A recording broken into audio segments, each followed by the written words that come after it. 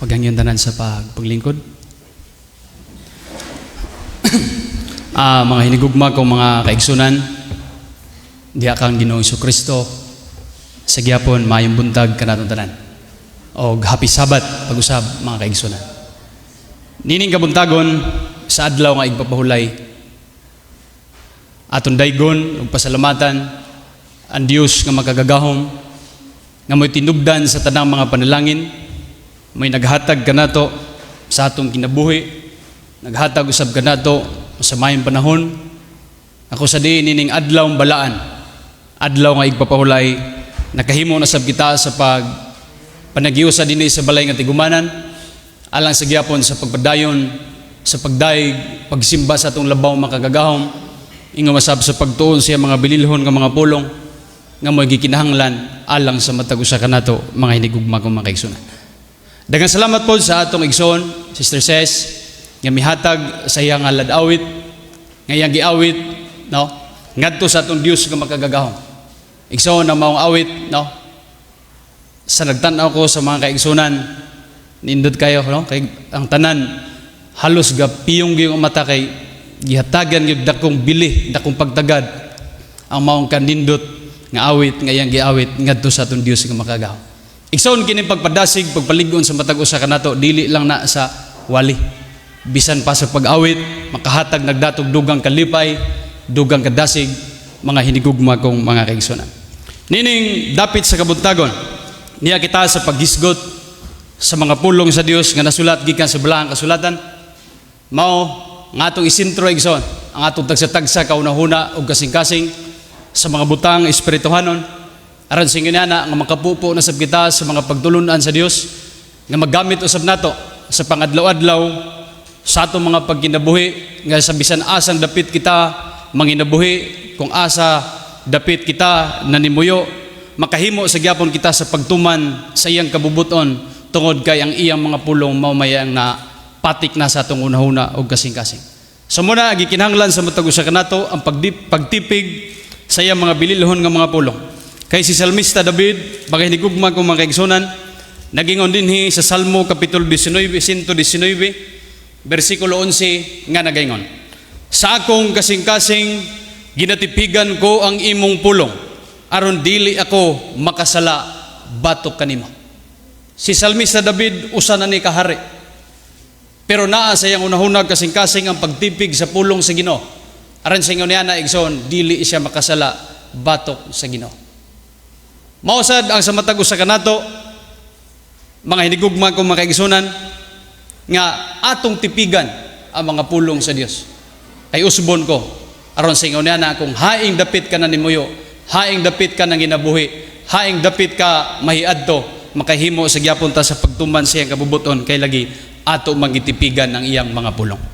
Si Apostol Pablo igsoon sa iyang panahon, doon na po'y gitambag si Apostol Pablo alang sa matag usa kanato, nga atong makita dinhi sa Kolosas Kapitulo 3 versikulo 16 nga nagaingon, papuy-a ang pulong ni Kristo diha kaninyo sa kadato gayud diha sa tanang kaalam.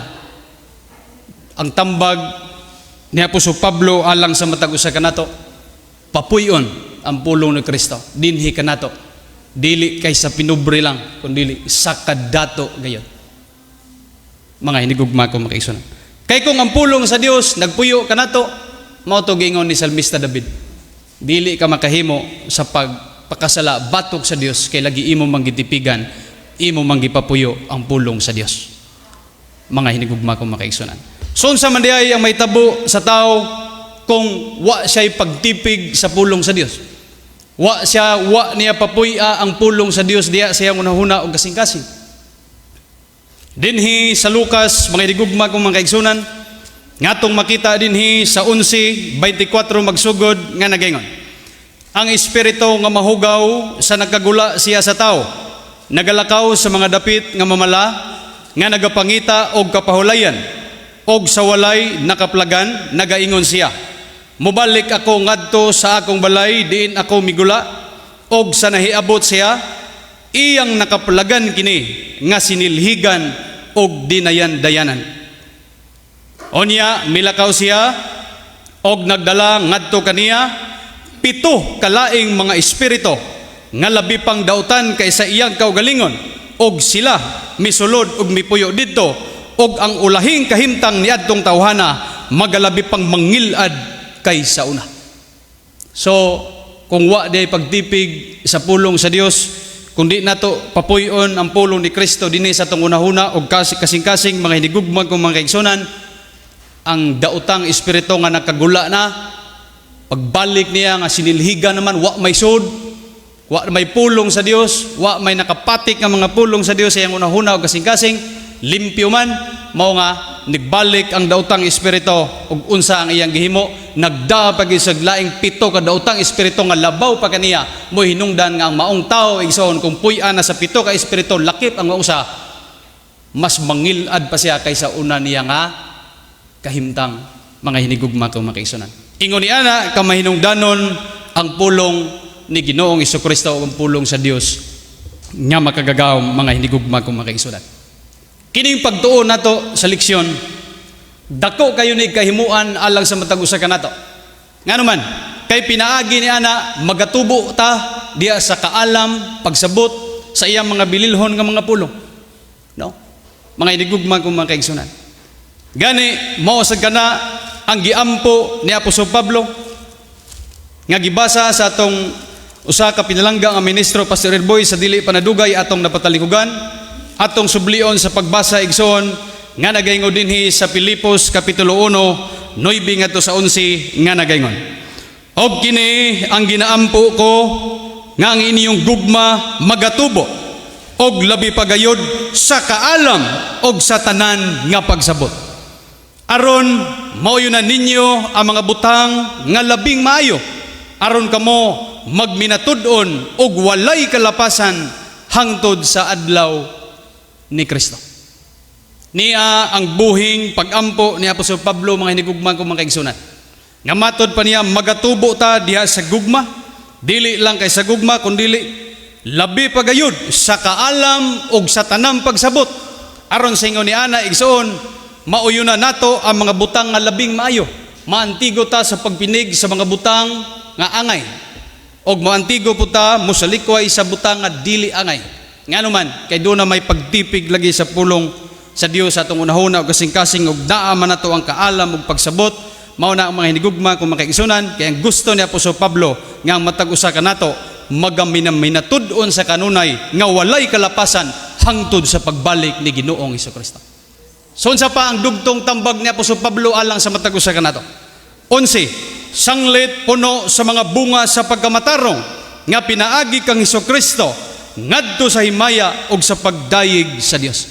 Gusto ni Apostol Pablo, mga hinigugma kong mga kaigsunan, nga mamunga ta unsa ka na nga bunga sa pagkamatarong.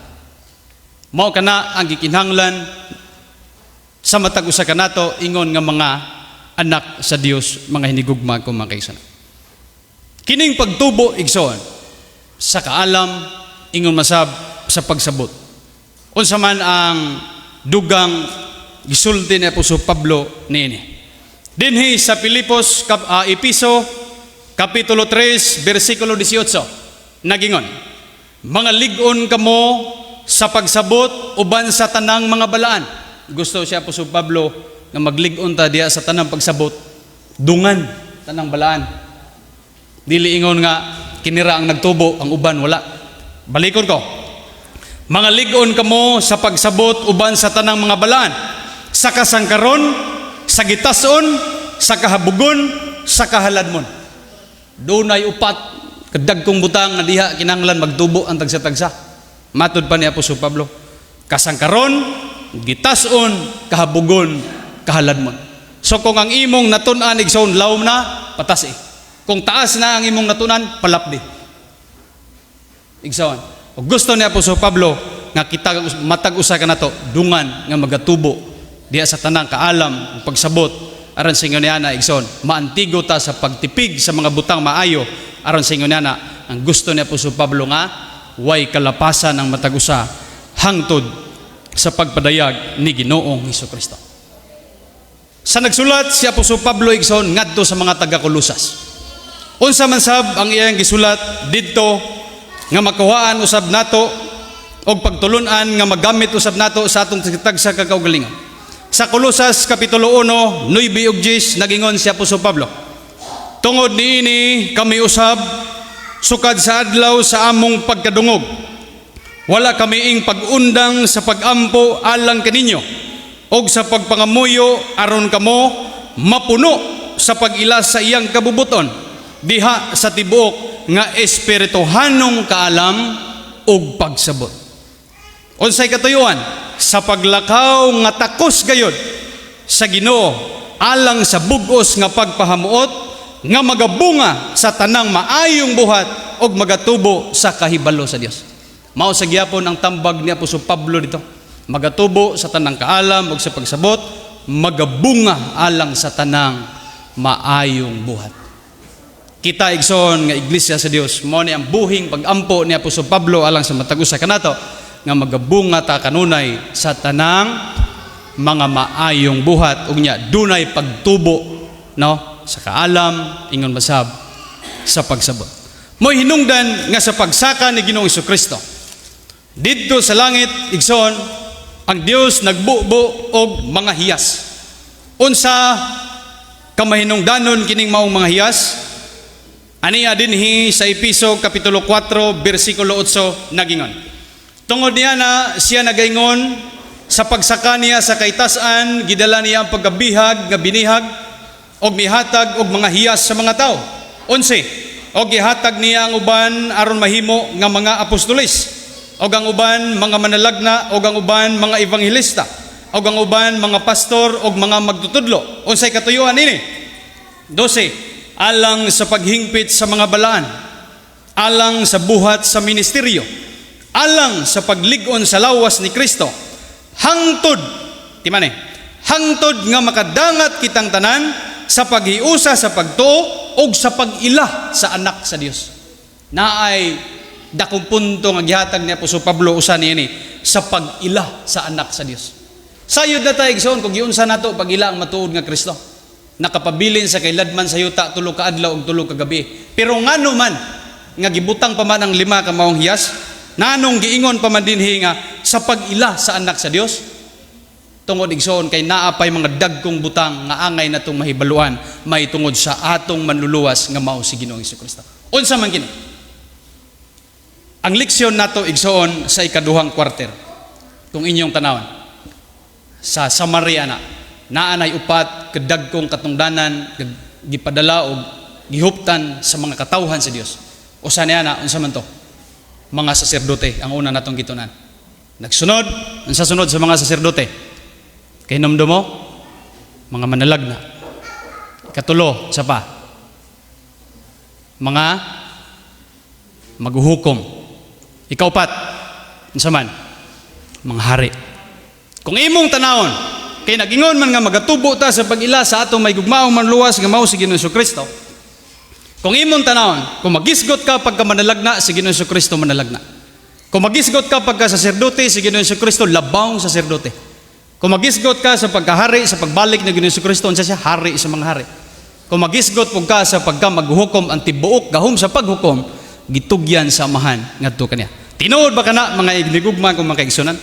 Sa wala pagipakatao si Ginoong Hesukristo, doon na gisulti ang Dios pinaagi ka manalagna Moises, nga nagaingon dinhi sa Deuteronomio kapitulo 18 bersikulo 18 ngadto sa 19 nga nagaingon, magapatindog ako kanila sa taliwala sa ilang mga igsoon, usa ka manalagna nga sama kanimo, og igabutang ko ang akong mga pulong sa iyang baba, og siya magasulti kanila sa tanan nga igasugo ko kaniya. Og mahitabo nga bisan kinsa nga dili magapatalinghog sa akong mga pulong nga iyang igasulti sa akong ngalan, akong pagapanilngon kini kaniya. Naanay tagna daan mga inigugma kung mga kaigsunan. Wa pagipakatao si Ginoong Hesukristo nining kalibutan ng atong gipuyan. Naanay tagna nga gisulti sa Dios ngadto kang manalagna Moises, nga ang Dios magapatindog ug usa ka manalagna nga sama kang Moises, nga mo'y magasulti nining kapatapusan nga mga adlaw, nga kung ang tao dili magapatalinghog niana, pagapanilngon kini kaniya sa buhat igsoon. ni adini sa buhat ang katumanan ni ining maong gisulti sa Dios. Kay usa pa man kato katagna. Kay si Moises usaman ka manalagna, so usa pa kato katagna. Dinhita sa katumanan sa maong tagna.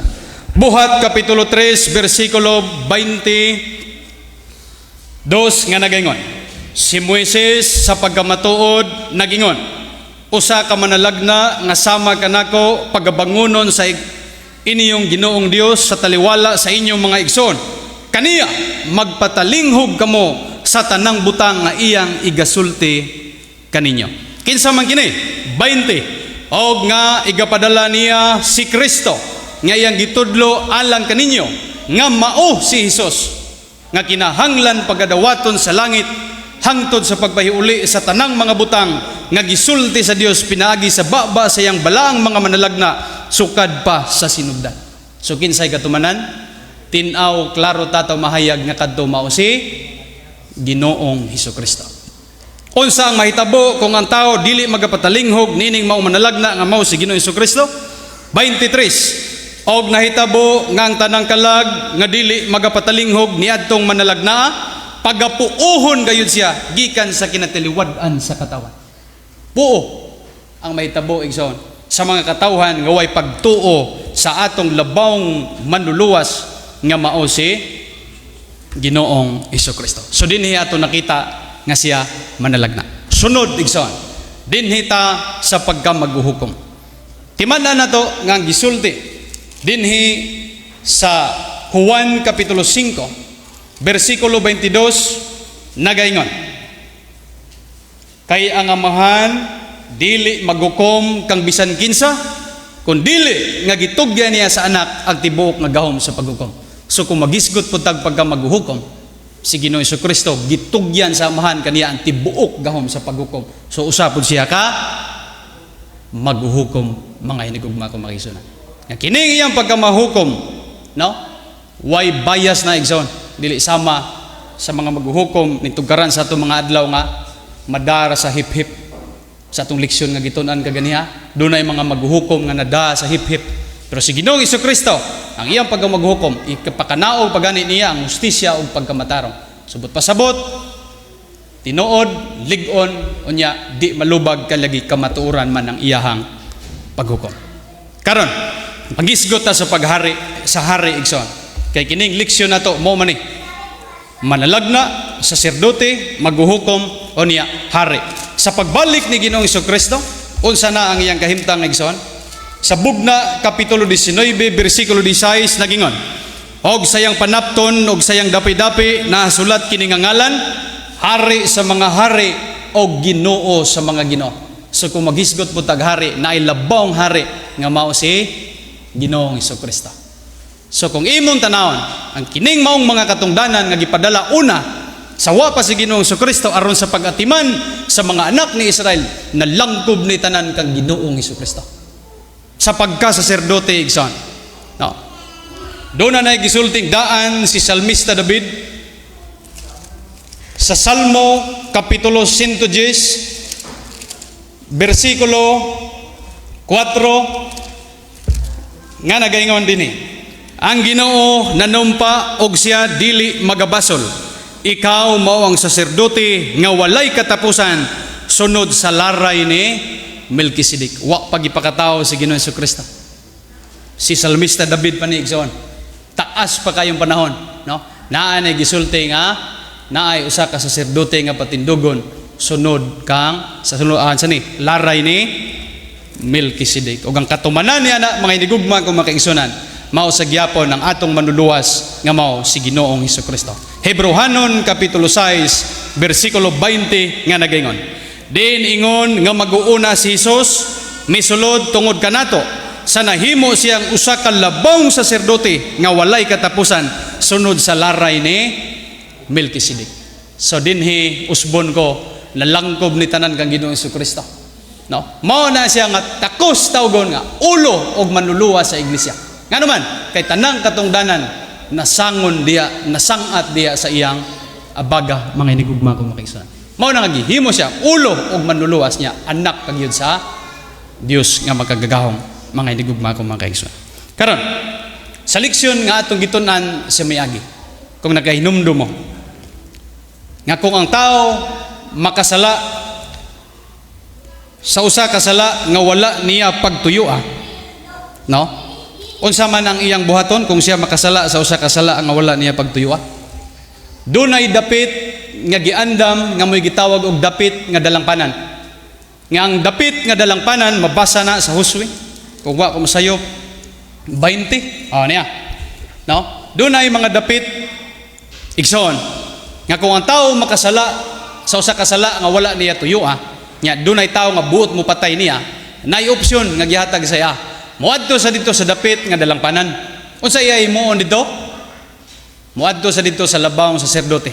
Kung naa na siya dito sa labawong saserdote, under protection na siya sa labawong saserdote.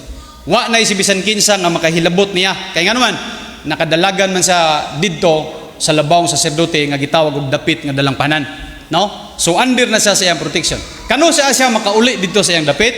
Kung ang maong saserdote nga nagpuyo diha, mupahulay na sa kamatayon. Usa pa siya makabalik sa iyang dapit. Nga kung pagbalik niya sa iyang dapit, di na wa na si bisan kinsa nga buot mo patay niya, nga naman kay gawas no na siya pinaagi sa kamatayon pud sa maong saserdote.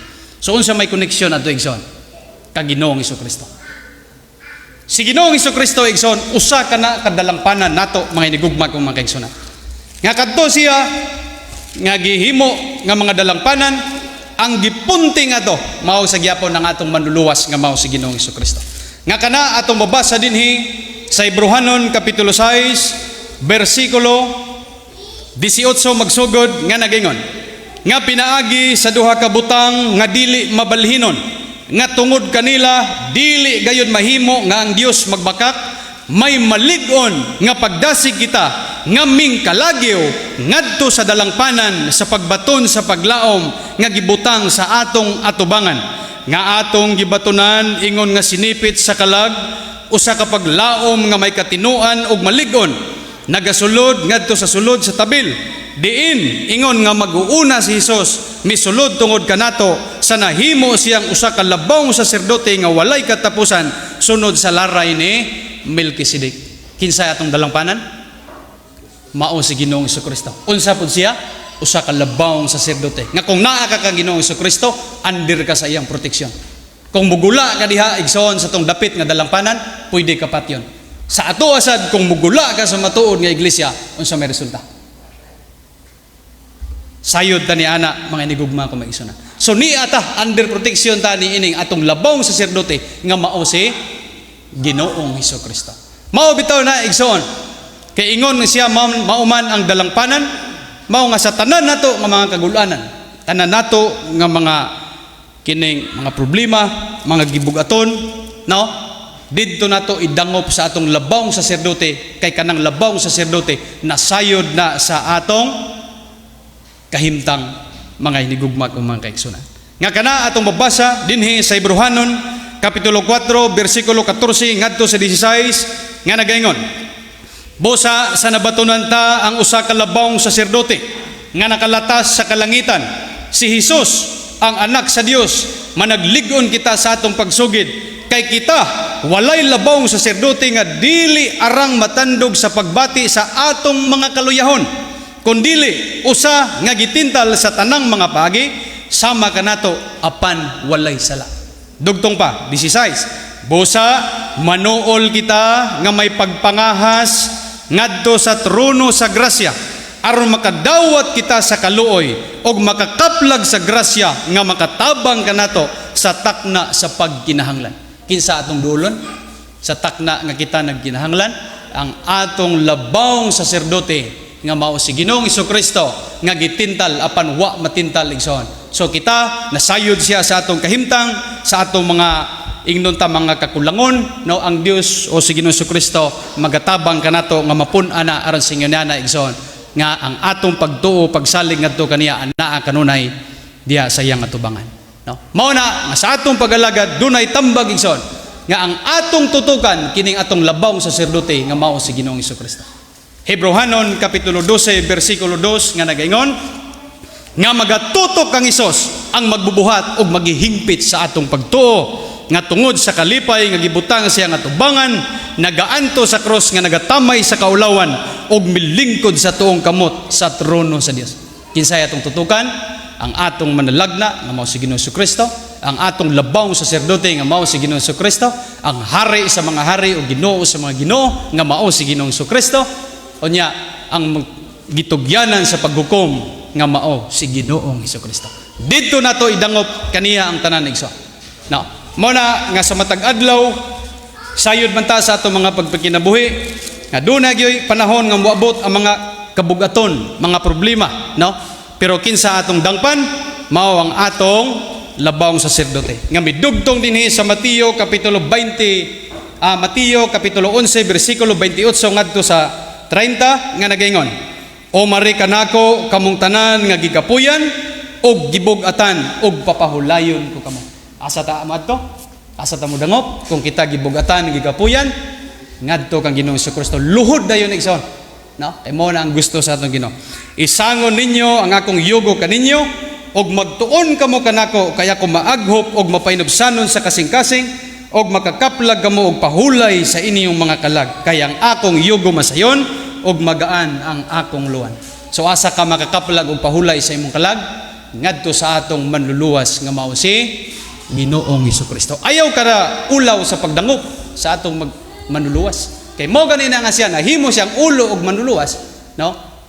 Kay siya man ang pili sa Dios nga may kabaton niya ng mga katungdanan labaw sa tanan tungod kay siya anak pud sa Dios, no? Mao na nga didto gyud ta mo dangop niya kay siya lagi ang atong manluluwas. Kay diha sa lain naa ba? Ibruhanon abuhat 4:12, diha sa lain wa nay kaluwasan gikan kang bisan kinsa. Kay wa nay laing ngalan nga nahatag ilalom sa langit nga pinagi kaniya mga luwas kita. Pinaagi ra gyud kang Ginoong Kristo. Mao bitaw na nga ang tanang tuhod kinahanglan mga piko pinaagi sa ngalan ni Ginoong Kristo nga nagaingon dinhi sa Filipos kapitulo 2 bersikulo 9 nga nagaingon, tungod niini usab gibayaw siya sa Dios sa kaitasan o gihatag kaniya ang ngalan nga labaw sa tanang mga ngalan aron nga tungod sa ngalan ni Hesus ang tanang tuhod mga piko sa mga butang sa langit o sa mga butang sa yuta o sa mga butang ilalom sa yuta.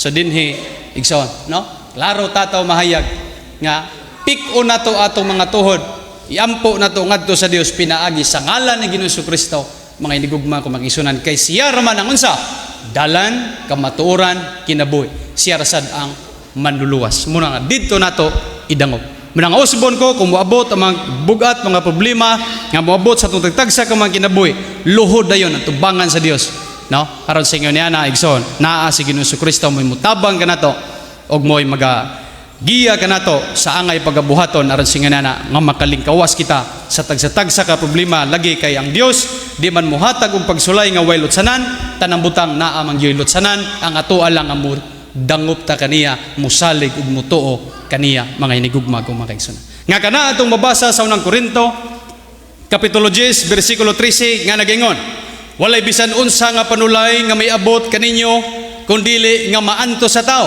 Apan ang Dios matinumanon nga dili mutugot nga panulayon kamo sa labaw sa inyong marangan, kundili uban sa panulay magahatag usab siya og lutsanan aron kamo makahimo sa pagantos. Naay lutsanan. No?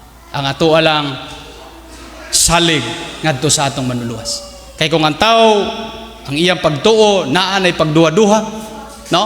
Sa giingon ni Ginoong Kristo pinagi kang Juan, no? Kung ang imong pagtuo bugnaw ba or init ba, unsa man ang mahitabo igsoon, no? Bugna 3:15 og 16 niya dinhi. Naila ko ang imong mga buhat nga ikaw dili mabugnaw og dili usab mainit. Di bugnaw, di pod init. Buot ko unta nga magbugnaw ka kung magmainit. Apan kung ikaw mainit-init og dili mabugnaw og dili mainit, igasuka ko ikaw sa akong baba.